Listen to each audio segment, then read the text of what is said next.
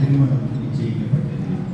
ஒரு நாள் இரவு மரியா நித்திரை செய்து கொண்டிருக்கையில் தேவதூதன் சொப்பனத்தில் தோன்றி, கிருபை பெற்றவனே வாழ்க, கர்த்தர் உன்னுடனே இருக்கிறார், பெரியவருக்குள்ளே நீ ஆசீர்வதிக்கப்பட்டவர். மரியாதை பயப்படாதே, நீ தேவனிடத்தில் கிருபை பெற்றவர். இதோ நீ கர்ப்பவதியாகி ஒரு குமாரனை பெறுவாய், அவருக்கு இயேசு என்று பெயரிடுவாயாக. அவர் பெரியவராய் இருப்பார், உன்னதமானவர் குமாரன் எனப்படுவார். கர்த்தராகிய தேவன் அவருடைய பிதாவாகிய தாவீதின் சிங்காசனத்தை அவர் கொடுப்பார். அவர் யாக்கோபின் குடும்பத்தாரை என்றென்றைக்கும் அரசாளுவார், அவருடைய ராஜ்யத்துக்கு முடிகிறார். இது எப்படி ஆகும்? நான் புருஷனை அறியேனே.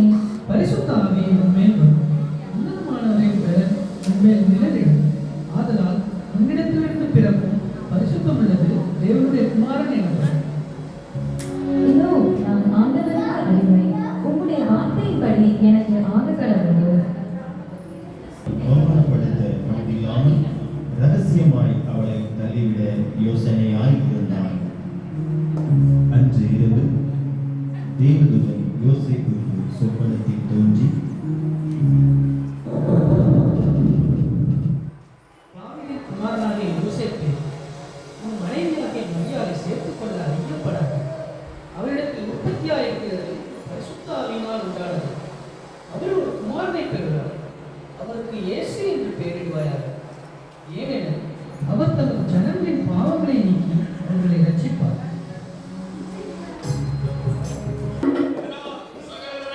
தெரிவிக்கப்படுவது என்னவென்றால், உலகமெங்கும் குடிமதிப்பு எழுதப்பட வேண்டும் என்று அகஸ்தியராயினால் கட்டளை வந்தது. எனவே அவரவர் தங்கள் ஊருக்கு சென்று குடிமதிப்பு எழுதும்படி கேட்டுக்கொள்ளப்படுகிறது. மரியாளுடனே குடிமதிப்பு எழுதும்படி தாவீதின் ஊருக்கு சென்றார்கள். மரியாளுக்கு பிரசவ காலம் நேர்ந்தது. சத்திரத்தில் போய் இடம் தேடினார்கள். ஐயா, என் மனைவி பிரசவ வழியில் வேதனைப்படுகிறார். உங்கள் சத்திரத்தில் இடமளிக்கிறதா? இல்லை ஐயா.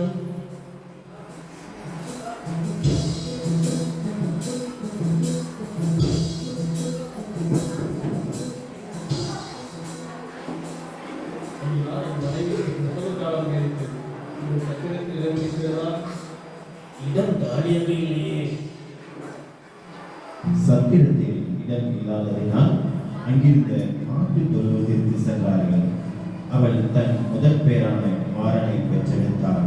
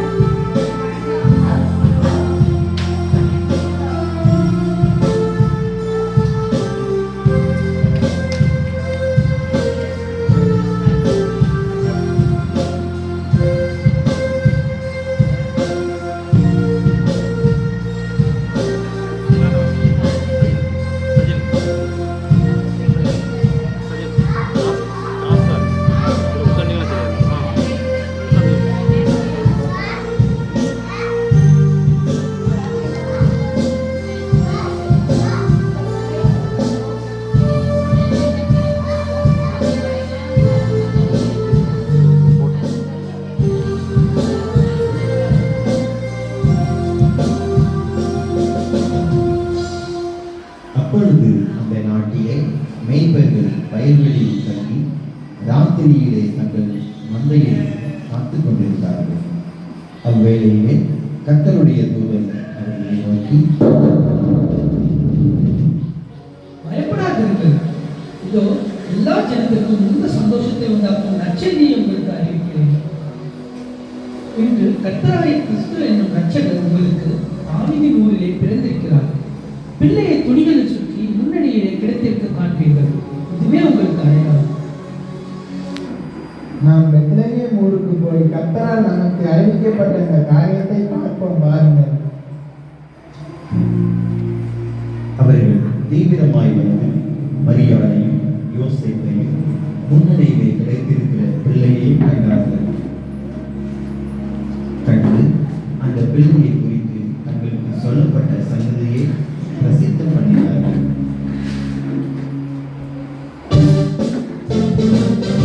இயேசு இருந்தபொழுது கிழக்கிலிருந்து சாஸ்திரிகள் அக்குழந்தையை குறித்து விசாரிக்க எருசலேமில் உள்ள ஏரோது ராஜாவின் அரண்மனைக்கு வருகிறார்கள். அவர் பிறந்தவர் எங்கே? கிழக்கிலே அவருடைய நட்சத்திரத்தை கண்டு பணிந்து கொள்ளும்படி வந்தோம். எனது யூதருக்கு ராஜா, பிரதான ஆசாரியரே, வேதபாரகரே, எல்லாரும் இங்கு வாருங்கள், நான் விசாரிக்கிறேன். கிறிஸ்துவானவர் எங்கே பிறப்பார் என்று எழுதியிருக்கிறது, பார்த்து சொல்லுங்கள் எனக்கு. யூதேயா தேசத்தில் உள்ள பெத்லகேமில் பிறப்பார் என்று எழுதியிருக்கிறது மன்னா. அப்படியா? நீங்கள் போய் பிள்ளையை குறித்து திட்டமாய் சாரியுங்கள். நீங்கள் அதை கண்ட பின்பு நானும் வந்து அதை பணிந்து கொள்ளும்படிக்கு எனக்கு அறிவியுங்கள். நல்லது, போய் வாருங்கள். அவர்கள் கிழக்கிலே கண்ட நட்சத்திரம் பிள்ளையிருக்கும் இடம் வரைக்கும் அவர்களுக்கு முன் சென்றது.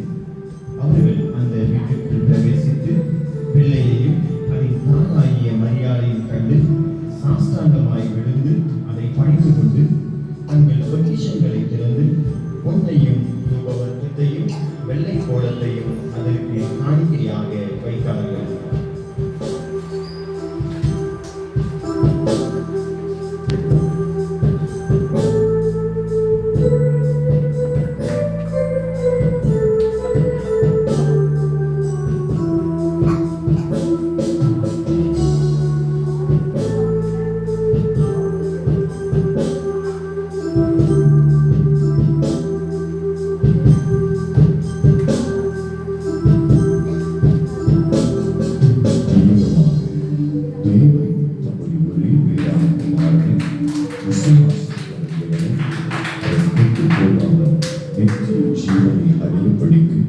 அவரை தந்தருளி இவ்வளவாய் உலகத்தில் அன்புண்டார்.